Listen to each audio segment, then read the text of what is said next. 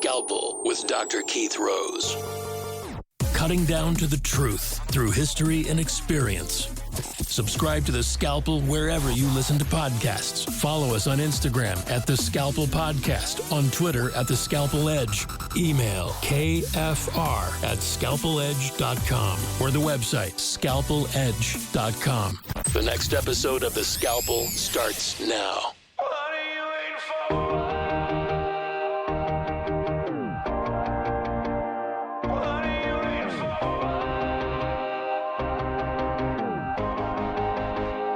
Are you waiting on a lightning strike? Are you waiting for the perfect night?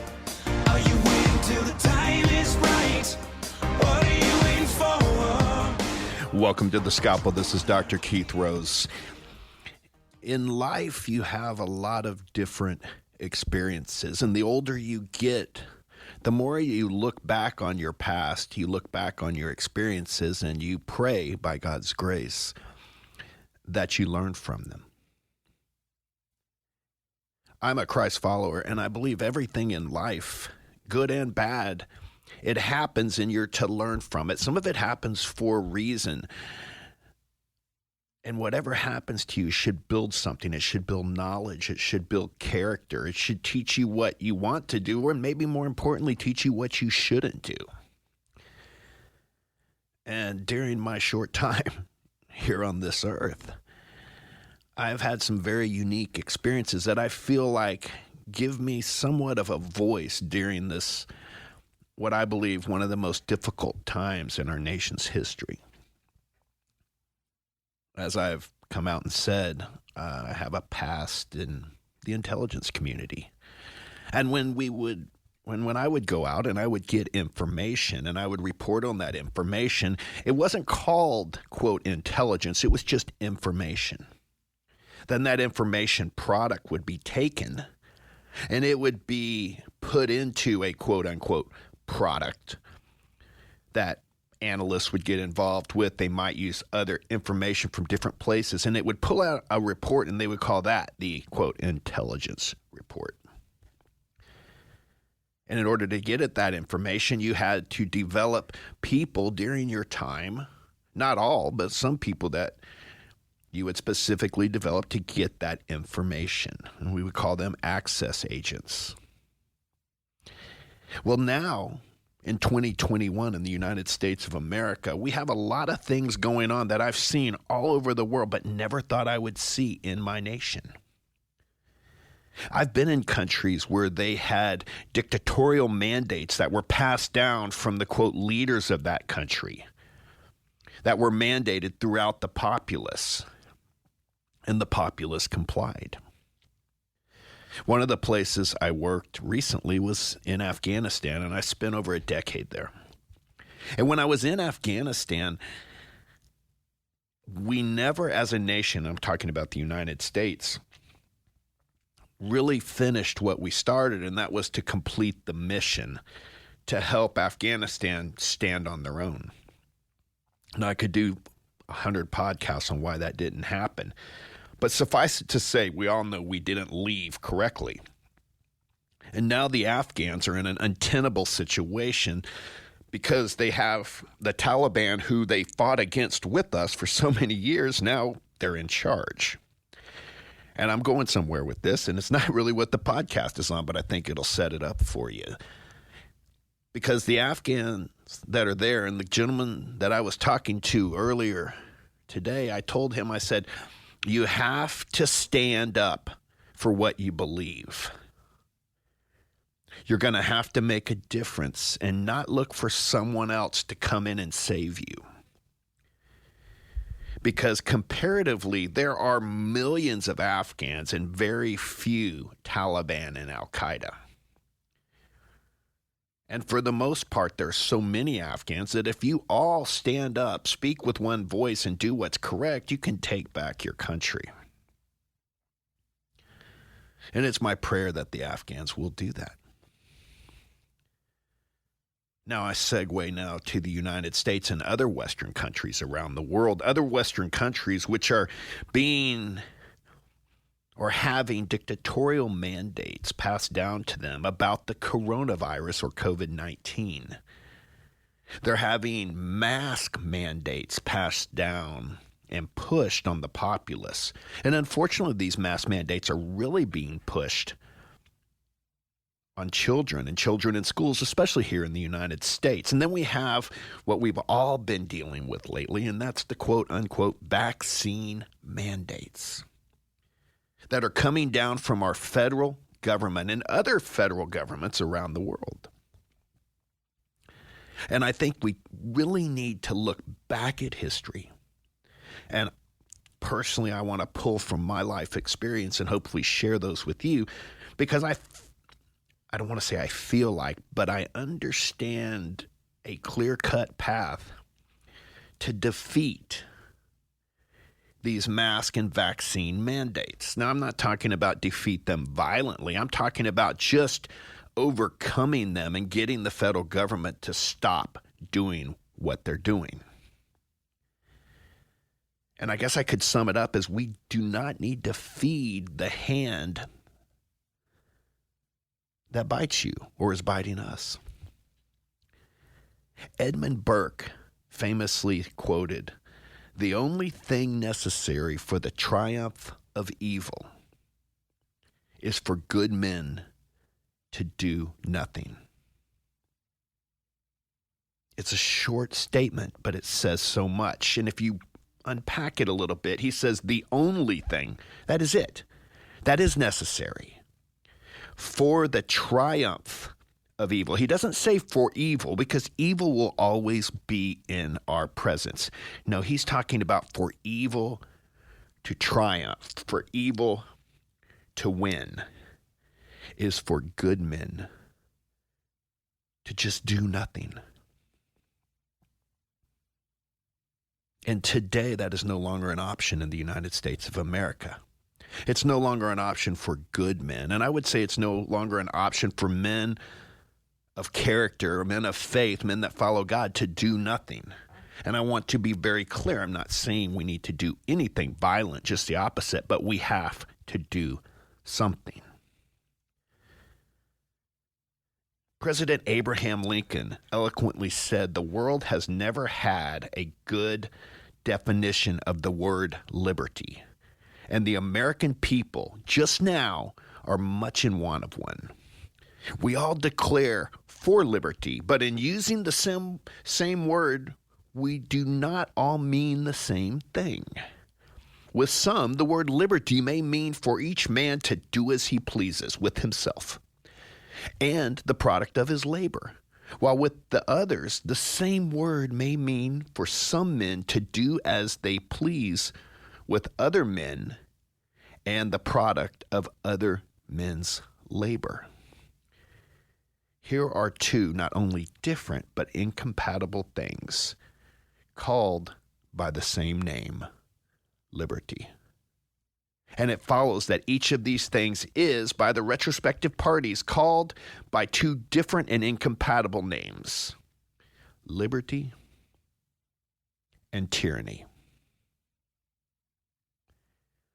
That's what we're seeing in the United States today. That's what we're seeing in Canada today. That's what we're seeing in Europe today. That's what we're seeing in Australia today. We are seeing liberty, where it stands for freedom and inalienable rights, and we are seeing the taking of liberty, or taking liberty with other people's freedoms and other people's rights, and that word for that succinctly is tyranny. William Pitt, in his speech to the House of Commons, says, "Necessity is the plea for every infringement of human freedom. It is the argument of tyrants. It is the creed of slaves." A tyrant will say, and I'll just break this Old English quote down for you. A tyrant will say, "I'm doing this because it's necessary for your own good." That's what the tyrant will say. And the slave will just go by the creed, "It's necessary for my good." So as you look at your life today, You don't have to think back too far to what your life was like, say, I don't know, even 5 years ago. And are you enjoying the same freedoms, the same liberties today that you had 5 years ago? And if you're an honest person, if you're a good person, you would say no. And I want to explain why this is happening. I'm going to use my background a little bit to try to explain how we got here and how we can stop feeding the hand that bites us. You can just look back.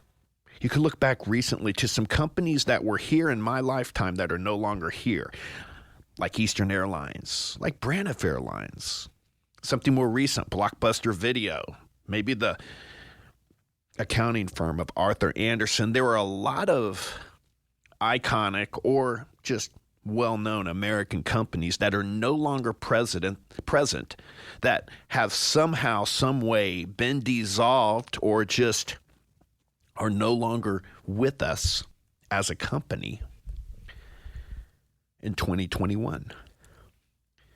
But you know what hasn't been dissolved, and you know what that is always with us? Is almost, and I would say literally every government program that has been started over the past 100 years. We have not ever cut or removed a government program, but we have added several more. So now we have this massive leviathan of government excess, of government oversight, of government expansion. And as government expands, our freedoms have contracted. Now, maybe 5-10 years ago, we saw it, but it didn't affect our everyday lives so much. But I can promise you right now, it's affecting my everyday life. It's affecting your everyday life. I just received today an email from one of the hospitals that I'm on staff at, explaining to me, and it wasn't directed at me, it was directed at all the people that work at the hospital, whether they're employees of the hospital or surgeons or physicians like myself that are on staff there and that just use that hospital. We're not paid by it. On how to deal with a federal subpoena or a federal warrant or a request for an interview by federal authorities. Now, if you ask me, I think that's pretty bizarre. I think it's pretty bizarre because I've been practicing medicine 22 years. I've never heard anything like that. But according to this hospital, it says the guidance document responding to government subpoenas, requests, and searches. And it says the name of the hospital I work at, I operate at, does not anticipate a government investigation or related event. However, there has been an industry trend of unannounced requests for documents and information. Facility leaders, staff, and providers must be aware and prepared to appropriately respond to requests from the government. Please read the attached guidance document. This is not normal. This doesn't make any sense, yet it's being sent out. And I don't know if it's being sent out to, quote, intimidate providers or hospital workers. I don't really have that gene, so it's not going to work on me. But I just find it very unusual, and I have to pay attention to it. I have to pay attention to it because the one thing that is still here and growing is government. And now government evidently feels like they can reach out to any hospital and ask for documents. And while they can, I've never seen an arbitrary, random, instructional page sent out to every member of the hospital and associates of the hospital on how to respond to basically a government inquiry. Whether it's done to intimidate, whether it's done out of fear, I don't know, but it has something to do with what's going on right now, and that's COVID-19. And this COVID-19 crisis we're in is a man-made crisis. Now, in full disclosure, I am a physician. I am a surgeon. I've practiced 22 years. I've been badged by the World Health Organization. I own 5 clinics, a surgery center. And a lot of people will say, well, you don't really know anything. You're a plastic surgeon. But I have experience. I've published 15 papers in peer-reviewed journals. I've gone through the publication process. I own primary care clinics. I have doctors and practitioners that work for me. And I have taught and lectured in medical facilities, hospitals, and universities around the world. So when I speak from my experience, I speak from scholarship, and I speak from someone who has spent the better part of his life in the intelligence community. And what I am seeing right now is a man-made disaster designed to take your freedoms, not to keep you safe, and not to make you well. A lot of people are having trouble wrapping their mind around this COVID-19 situation, from the lockdowns to the masks to the vaccine mandates. I mean, does anyone remember how it started? We're just going to lock down 3 weeks to flatten the curve. And that 3 weeks turned into what we're dealing with now, which is, I think we're approaching, 18 months of mask mandates. And now we have vaccine mandates. When just last year, about this time, we were told vaccine mandates will never happen. We would never do that, yet they're doing it now. And I wonder what's driving this. I can tell you from my position, I believe you're dealing with unfettered ambition from a controlled opposition, and I would say that is a feckless or very weak Republican Party. On top of that, you have ideological extremists, and those are the Marxist left that will do anything for their ideology. And the reason, and the third leg in that stool is a rigid, coordinated propaganda machine. And I believe the people that are driving this unholy triad of groups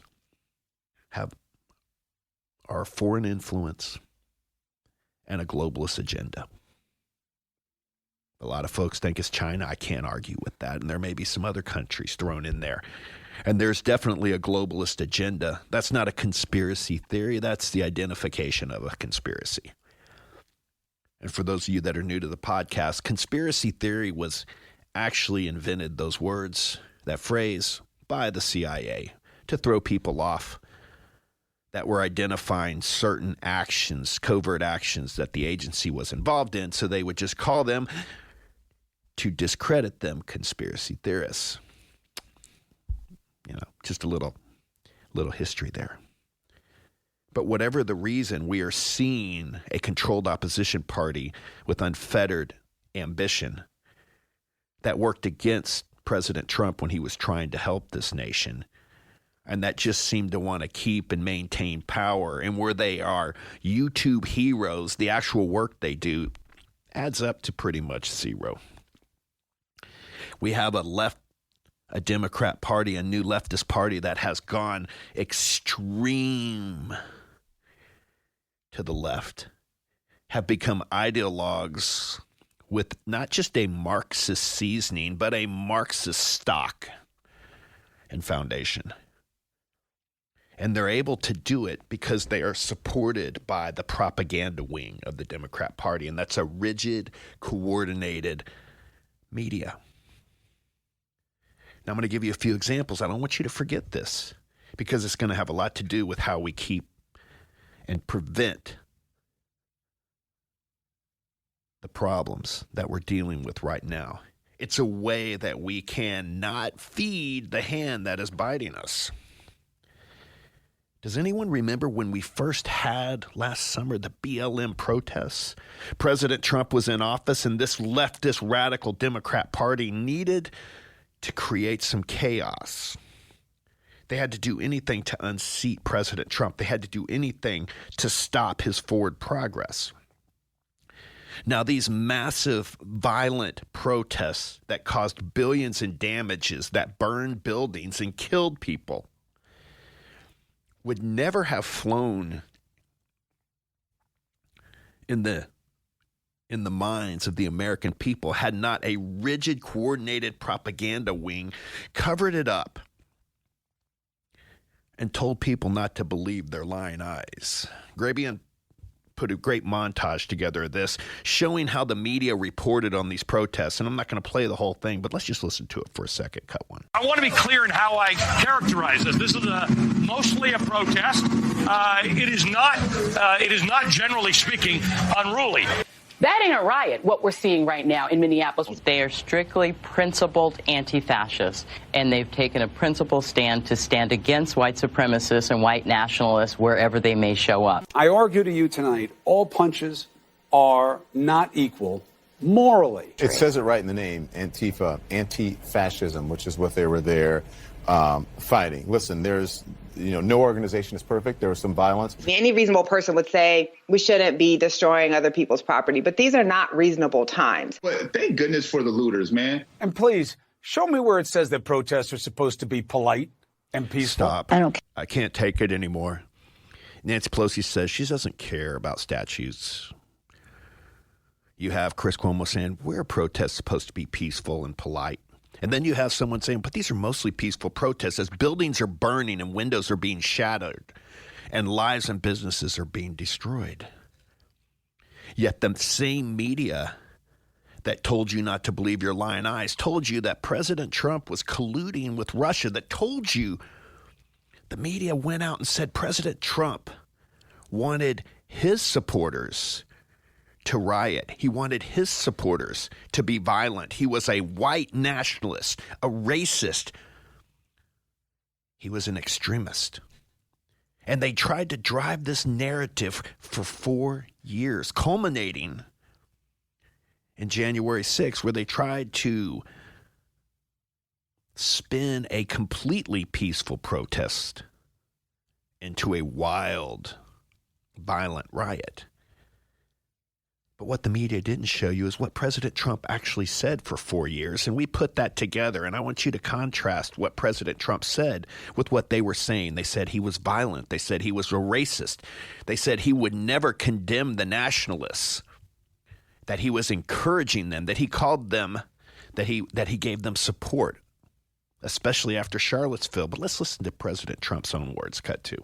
While we may be a nation divided on policies, we are a country that stands united in condemning hate and evil in all of its very ugly forms. We condemn in the strongest possible terms this egregious display of hatred, bigotry, and violence on many sides. As I said on Saturday, we condemn in the strongest possible terms this egregious display of hatred, bigotry, and violence. It has no place in America. Racism is evil, and those who cause violence in its name are criminals and thugs, including the KKK, neo-Nazis, white supremacists, and other hate groups that are repugnant to everything we hold dear as Americans. But did you hear anyone in the mainstream media playing that?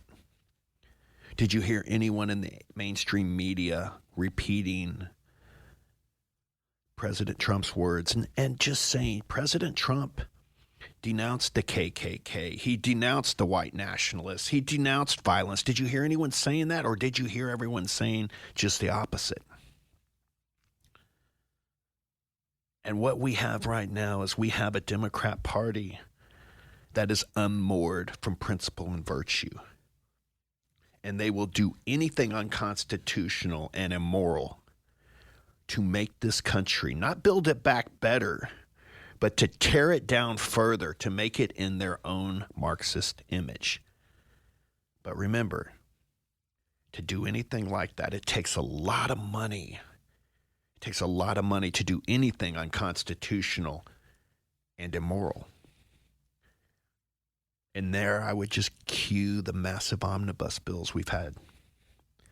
Because if you actually now look back at the omnibus bills we had under President Obama, you can see there were several statutes, several things slipped into those omnibus bills.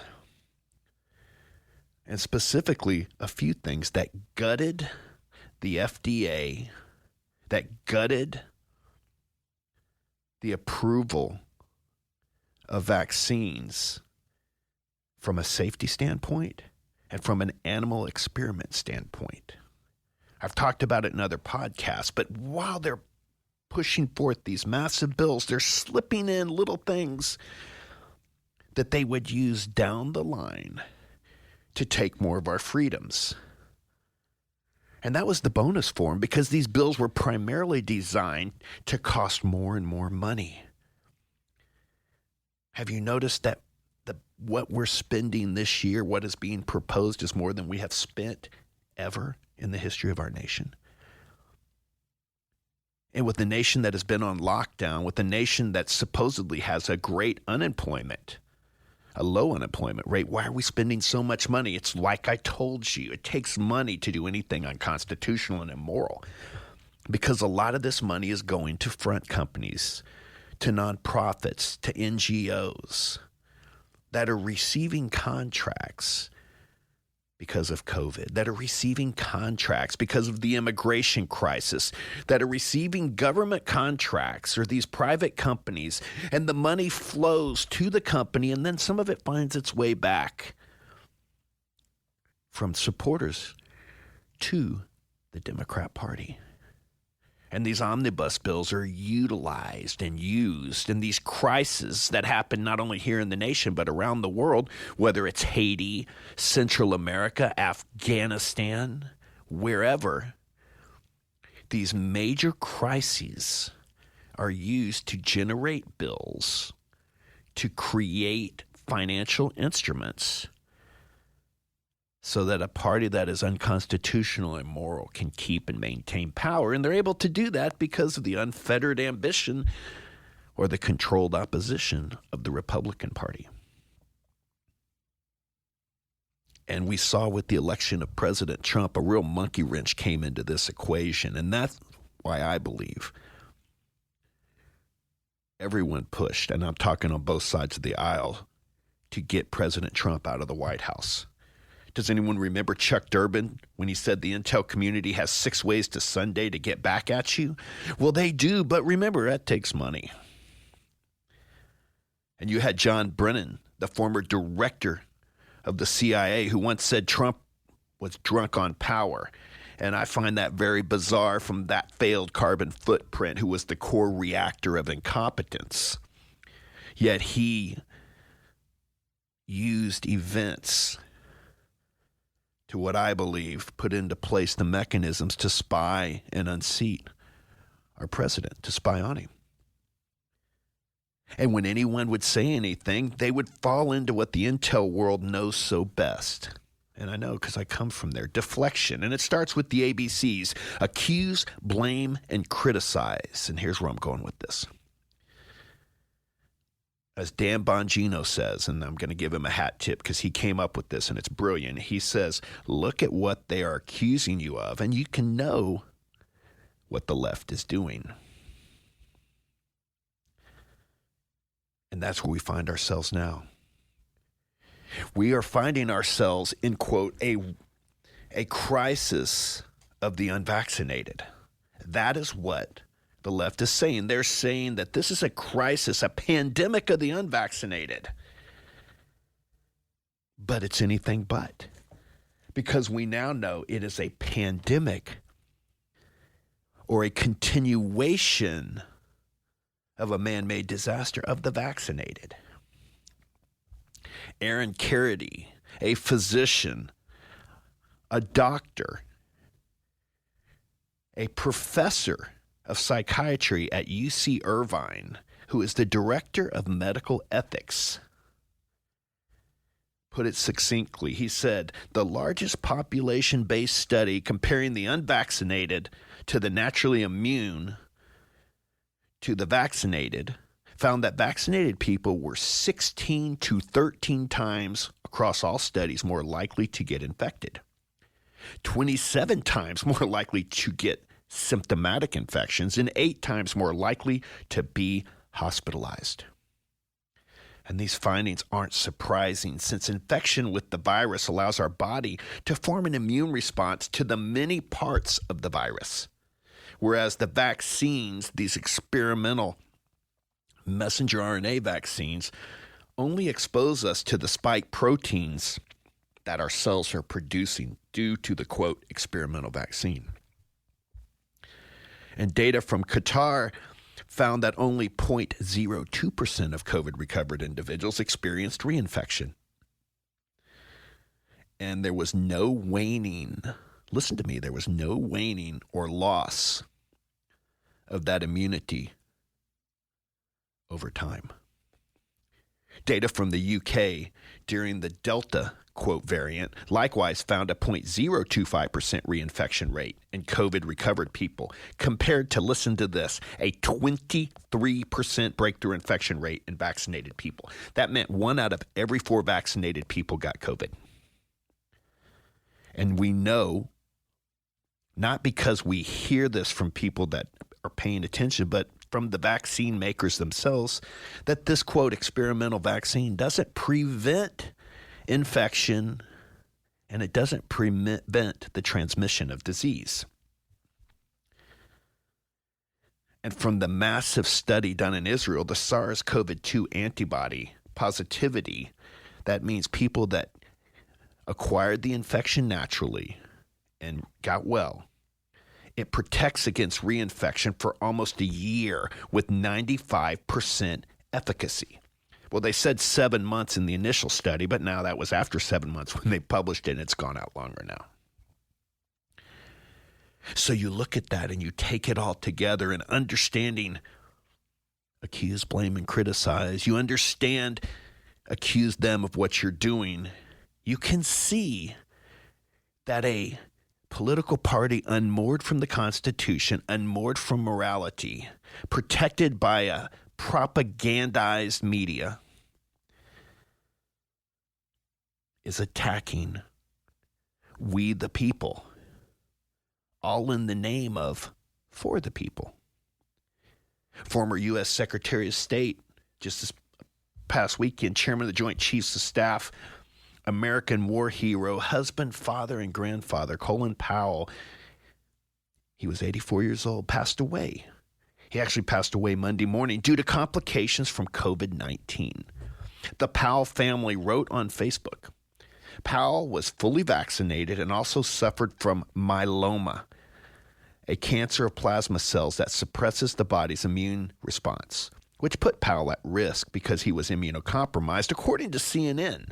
And while CNN attempted to write a glowing obituary for the former general, the story read like an advertisement for the COVID-19 vaccine, which sadly was sprinkled with misinformation, and that's actual misinformation, and a feeling of don't look here, nothing to see here. CNN made a point high in the obit to point out it is not clear if Powell had received a booster dose of the vaccine. COVID-19 vaccines are a highly effective tool in preventing severe disease and death, but no vaccine is 100% effective. More than 7,000 breakthrough cases of COVID-19 that have resulted in death have been reported to the U.S. Centers for Disease Control and Prevention through October 12th. By that time, more than 187 million people in the U.S. were fully vaccinated, and that's 1 out of every 26,000 fully vaccinated people who have died of COVID-19, or 0.004%. And of those breakthrough cases resulting in death, 85% were among the age group of 65 and older. And that's according to the CDC. But CNN continued, CDC data also show that the risk of dying from COVID-19 is more than 11 times higher for unvaccinated adults than it is for vaccinated adults through August. And based on the actual studies I was reading you, that is a lie.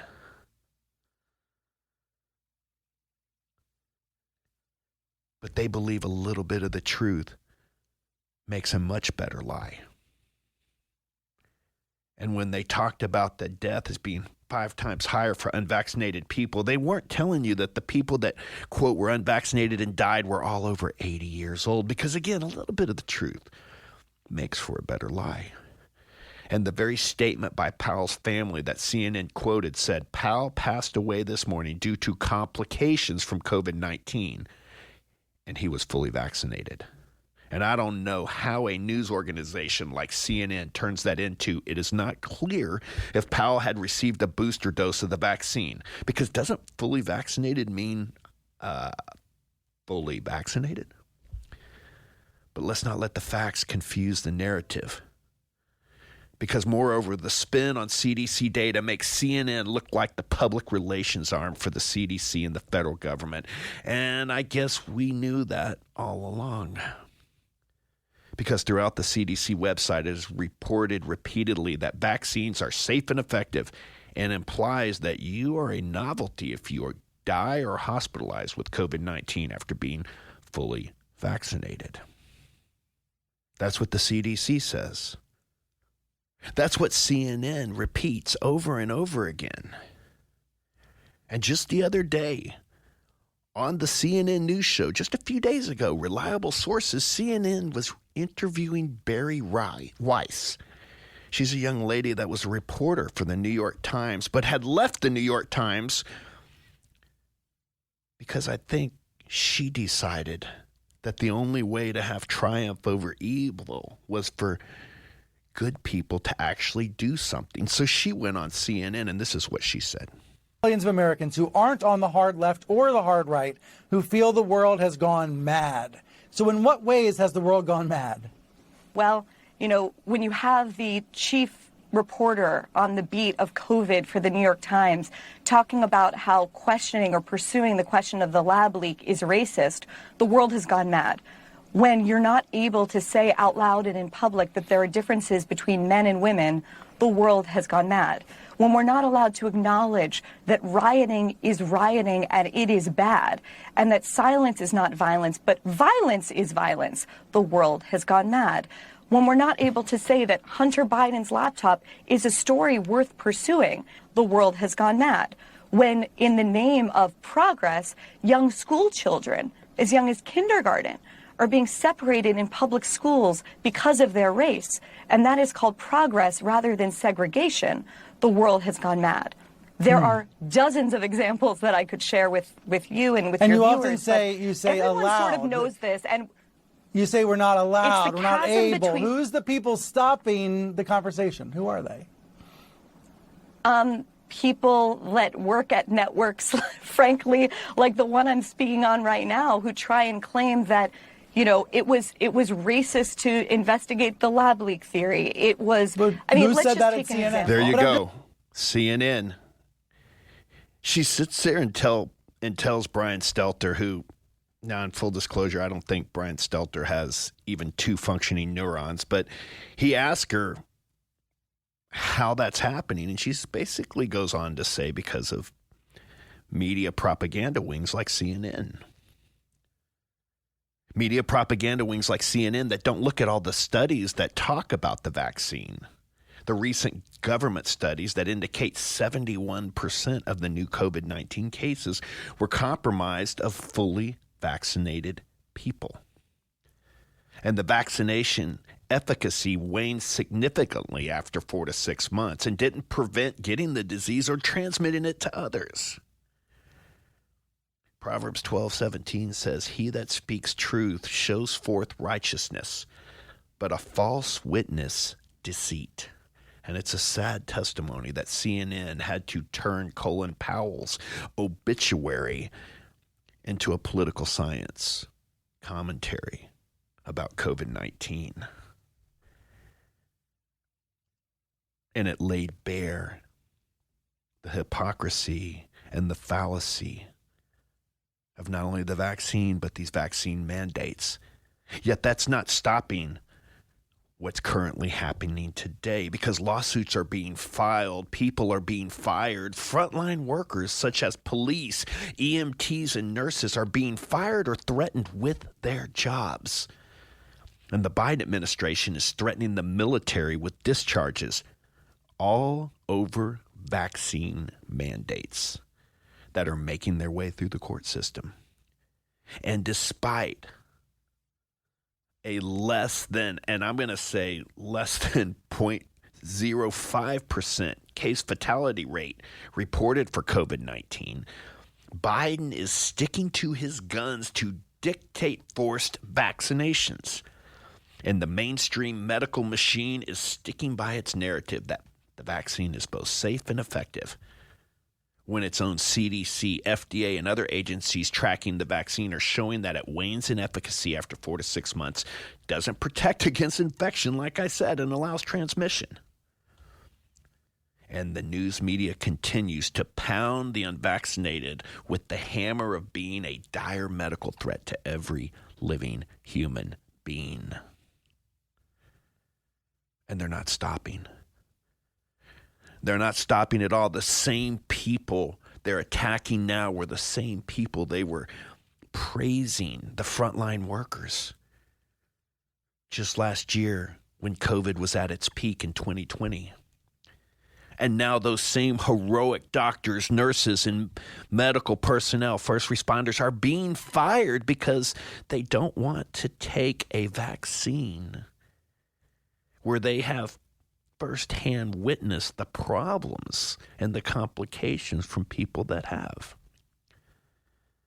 And what's the government's answer to this?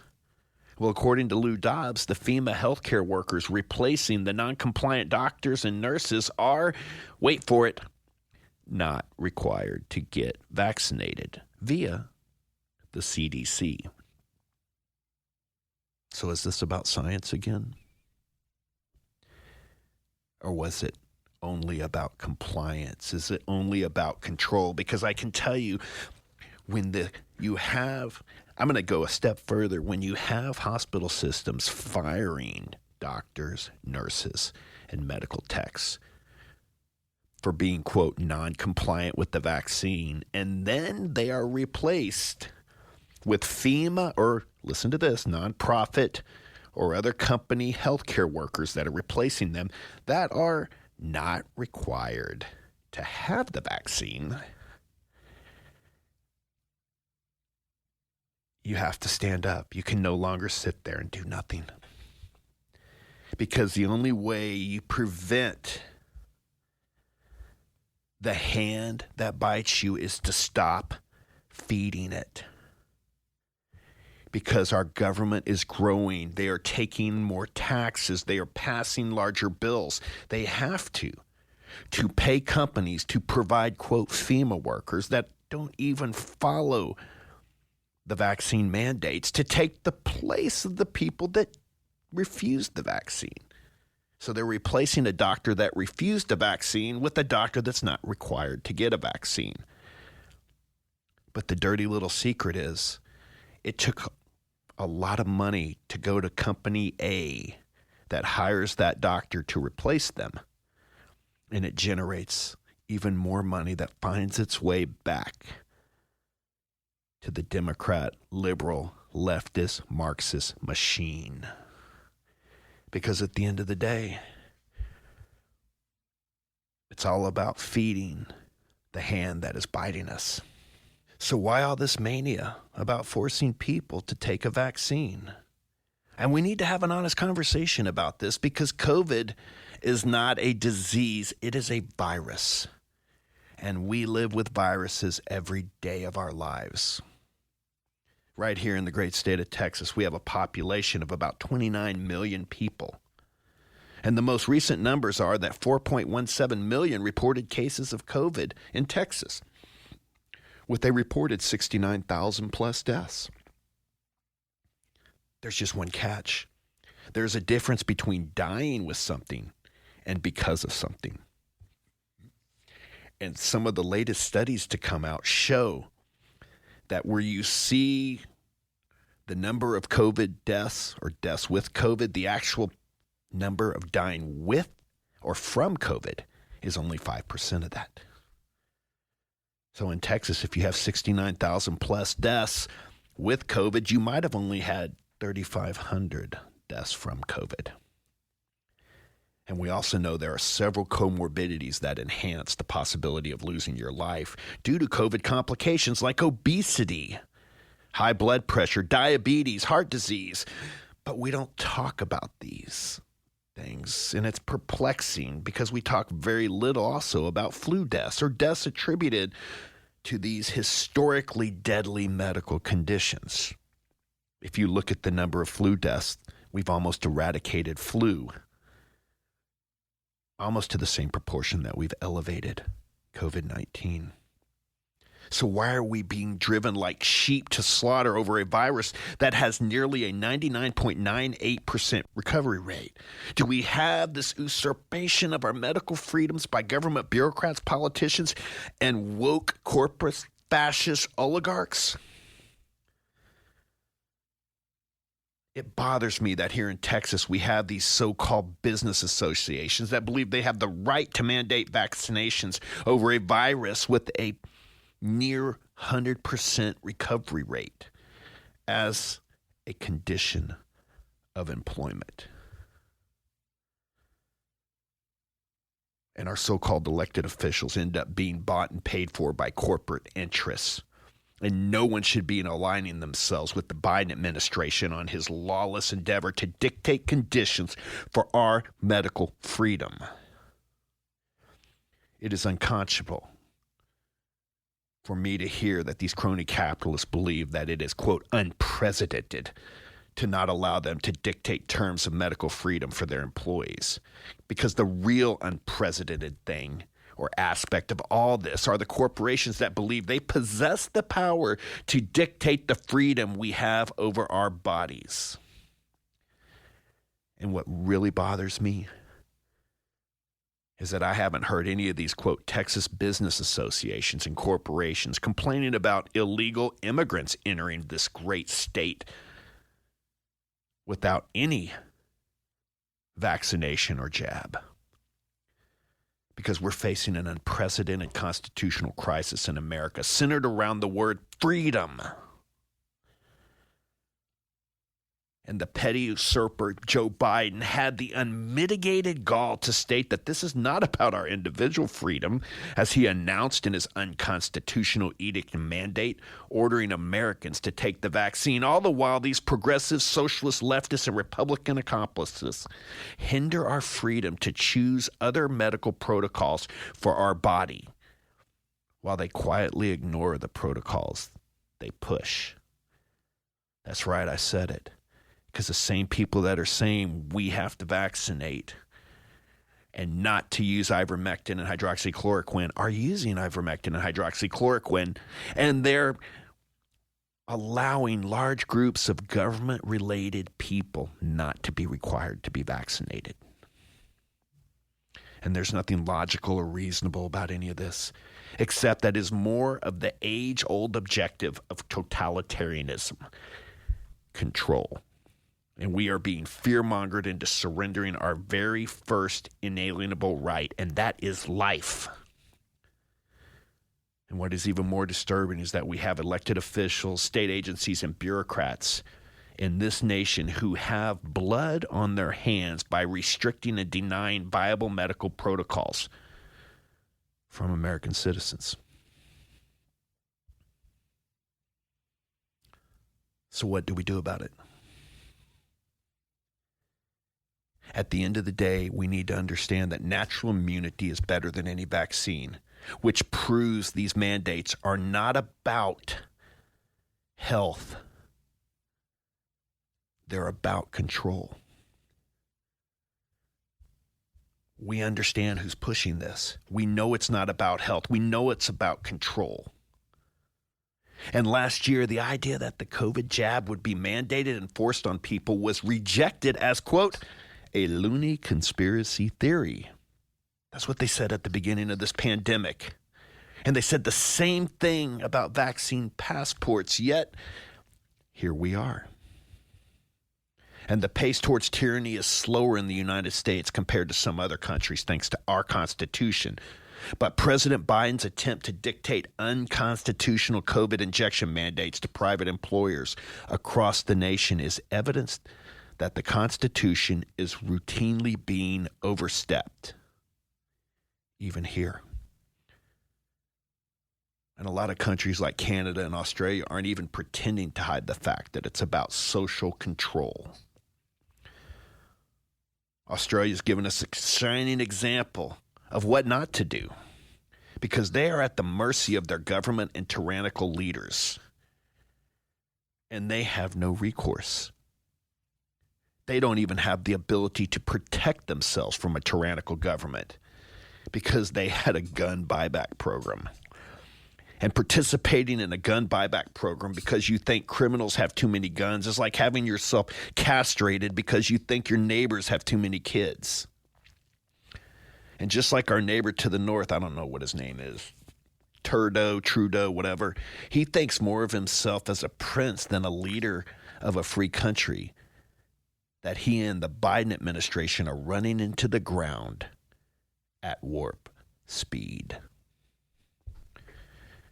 And the incredulous thing that this administration is now pushing is the narrative to outlandish heights, assuming that the majority of Americans can't reason beyond a third grade level. And if you don't believe me, just listen to what Deputy Secretary of the Treasury, Wally Adamo, said the other day about our supply chain crisis.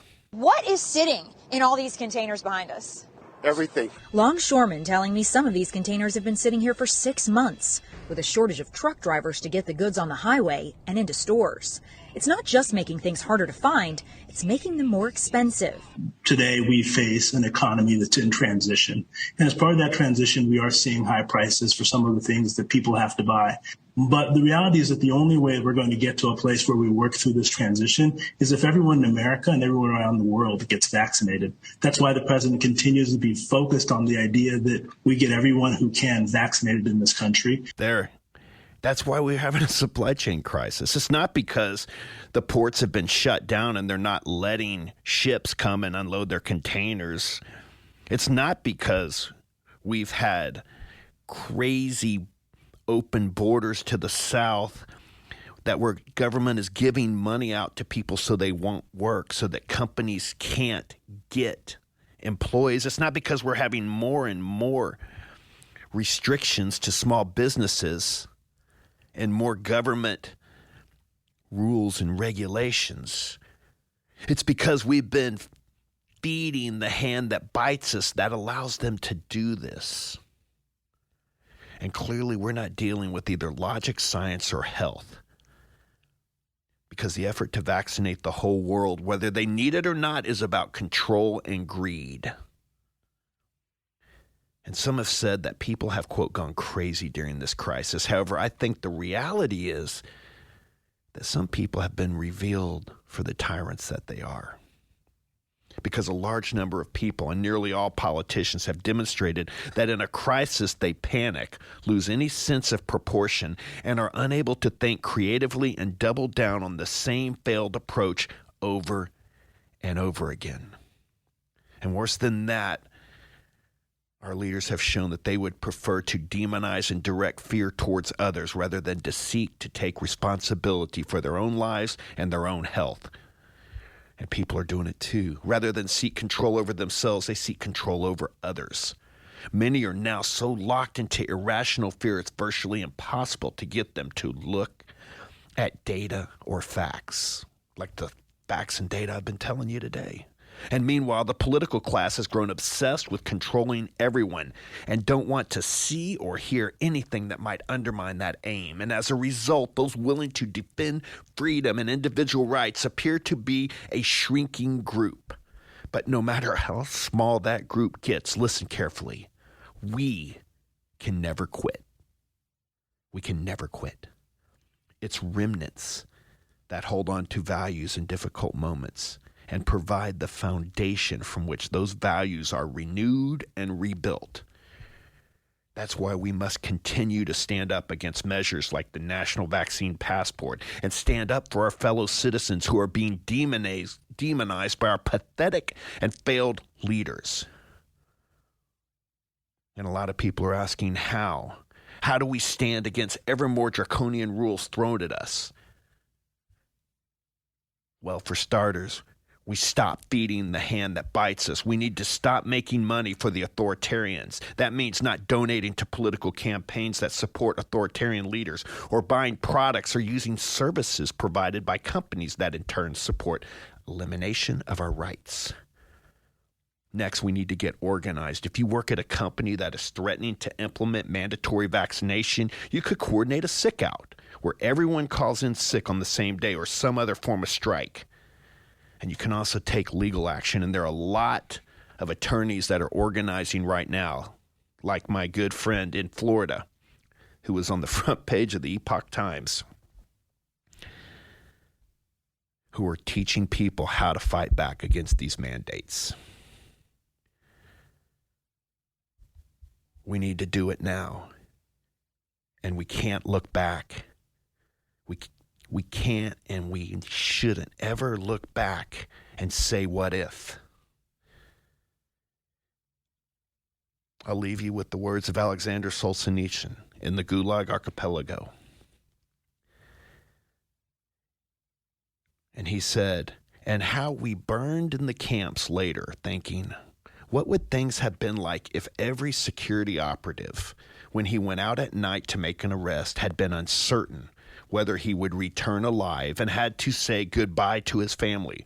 Or if during periods of mass arrests, as for example in Leningrad, when they arrested a quarter of the entire city, people had not simply sat there in their lairs, paling with terror at every bang of the downstairs door and at every step on the staircase, but had understood they had nothing left to lose and had boldly sat up in the downstairs hall, an ambush of half a dozen people with axes, hammers, pokers, or whatever else was at hand. The organs would very quickly have suffered a shortage of officers and transport, and notwithstanding all of Stalin's thirst, the cursed machine would have ground to a halt. If we didn't love freedom enough, and even more, we had no awareness of the real situation. We purely and simply deserved everything that happened afterwards. And Solzhenitsyn said, it ends when we stand. Actually, I wrote that. Now, I'm obviously not recommending violence, but Solzhenitsyn talked about that because they were being taken to camps and exterminated. But what we're seeing right now is the extermination of our freedoms, and we have to stand peacefully. But we have to come together, just like Southwest Airlines pilots did the other day and brought that airlines to a grinding halt. Ignore what the media spin says and stand for your freedoms. Doctors, don't be complicit in the lies that you were being told. Take the time to report to VAERS. I can tell you, I know of hospitals with 60, 70, 80% admission rates from vaccinated people, and we have to speak about it as physicians. We can no longer hide in fear, turn away, because if we do not stand, evil will triumph, and freedom will be a byword in a country that has lost its light and no longer provides a safe space for those that seek to live in freedom around the world. I don't believe we're going to get there because I believe there's enough good people. I believe a remnant is here that will stand peacefully, but with great foresight and determination. We're not going to go quietly in the night, and we need to shine a light on what's happening right now in our nation for all the world to see. I hope this answers some of the questions that I've been emailed, and I'm sure this was a little strong, but I don't know how to do anything weak for this time in our history. So go out and have a good rest of your day. I know this was a little long, but don't forget to stand up in order to keep freedom rolling. Head high, protest line, freedom scribbled on your sign. Headline, New York Times, standing on the edge of a revolution. Hey, hey, just obey your secret safe with the NSA. In God we trust, or the CIA, standing on the edge of a revolution.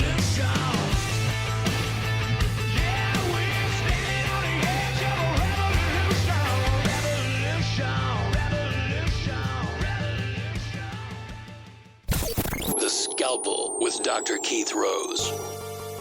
Give us a 5-star rating on Apple Podcasts and subscribe to The Scalpel wherever you listen to podcasts. Follow us on Instagram at The Scalpel Podcast, on Twitter at The Scalpel Edge. Email kfr@scalpeledge.com or the website scalpeledge.com.